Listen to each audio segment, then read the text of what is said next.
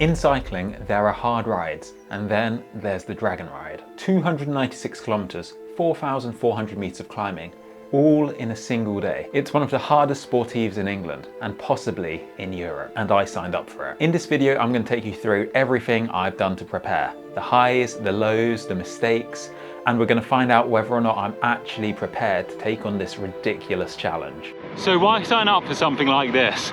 Basically, I felt like that I had stagnated in my cycling. I'd been riding like 2 or 3 years now, and the power went up quite quick, but the power to weight never really improved in the way that I expected. So signing up for the Dragon Ride sort of forced me to have to improve, because if I didn't, then to be honest, I don't think I'd be able to finish. So really, there's no way of getting around it. If I want to do well in this, I have to lose weight, which is one of the main reasons I started cycling in the first place.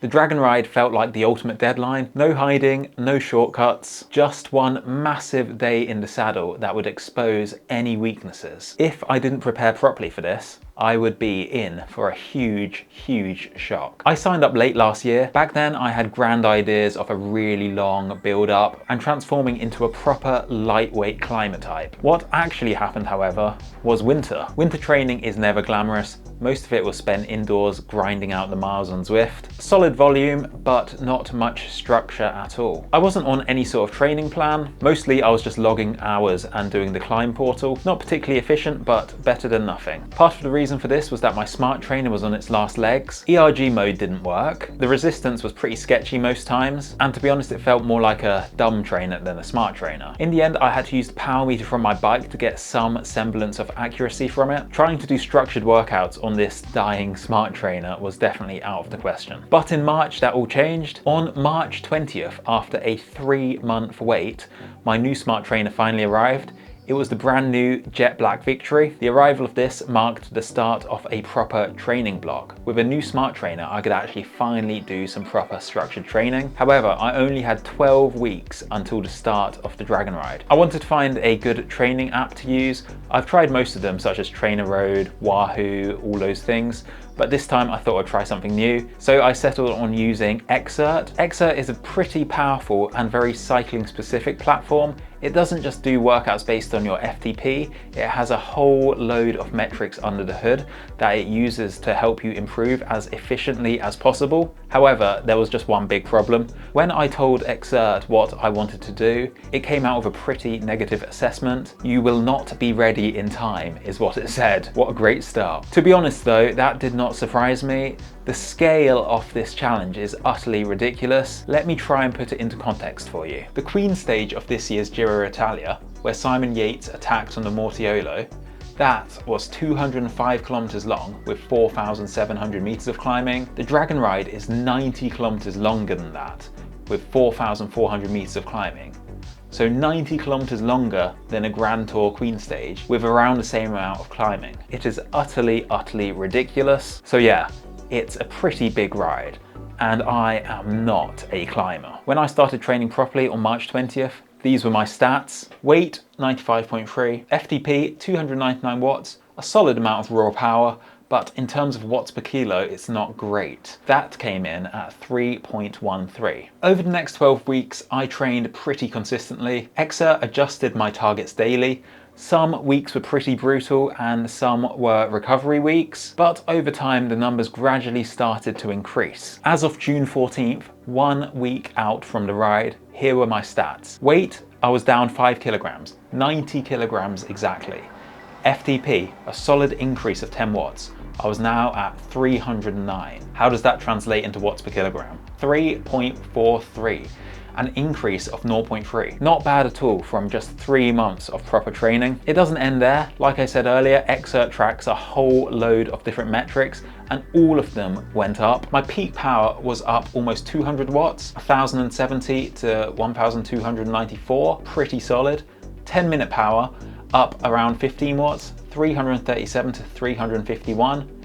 My high intensity energy was up from 23.3 to 25.9 kilojoules. Overall, I had gained pretty much across the board, more endurance, more sprint power, and better fatigue resistance. On paper, this is the best cycling shape I've ever had. Here's the thing though, numbers only really matter if they translate into real world performance. So for that, I needed to seek out some proper climbs. However, I have a problem. I live here in the middle of the flattest part of the UK. There is legitimately not a single climb near where I live. The longest climb I have is around a minute long, which is nowhere near enough to see if I could climb properly. So I decided to pack up my bike and head up north to the Lake District. This part of the UK is perfect for finding brutal climbs, and no better way to test myself than to find the hardest climbs possible and see if I could get up them. First up, Rhino's Pass.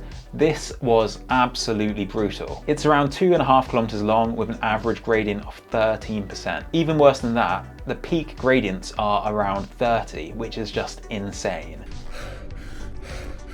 Oh, I can't do it. Can't do it. Oh my God. I tried my best to climb this, but spoiler alert, I could not make it to the top. Too much. Oh, so close.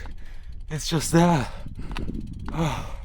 This was absolutely brutal, and I had to push my bike up the steepest parts. The views here are really something.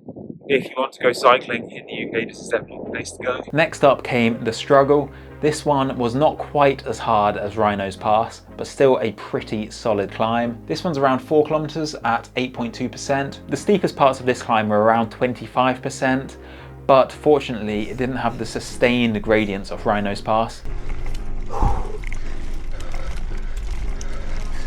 I did manage to drag myself to the top of this one, but it was by no means easy. To be honest, this was a bit of a shock. The Struggle was around 350 meters of elevation gain, and the full Dragon Ride has around 4,400 meters of climbing. That equates to doing the Struggle around 12 times. I was pretty much spent after doing this once, so doing it 12 times would be absolutely insane.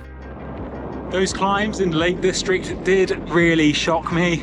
I thought being a bit lighter, it would be quite a lot easier than I expected, but that's not the case.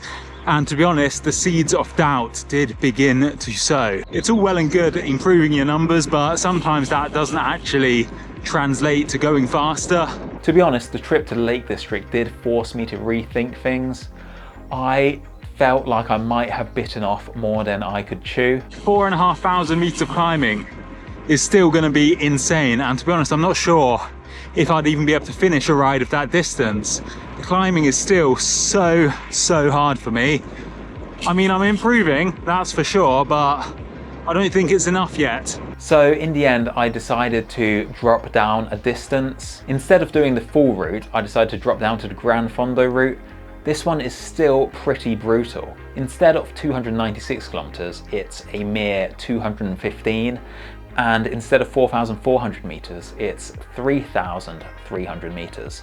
So around 1,000 meters less. So instead of being the equivalent of doing the Struggle 12 times, instead it's more like doing it 9 times. It's still an absolutely massive day in the saddle. I mean, look at this elevation profile. It's just up and down all day. There's legit no flat roads whatsoever. Of course, I'm a bit disappointed in deciding to drop down, but I would rather finish 215 kilometers than DNF 290. But on the upside, it already gives me something to aim for next year. So how does the Gran Fondo route compare to my longest ever ride? The furthest I've ever ridden in one go is a measly 170 kilometers, and that was pretty flat. Only 700 meters of elevation gain.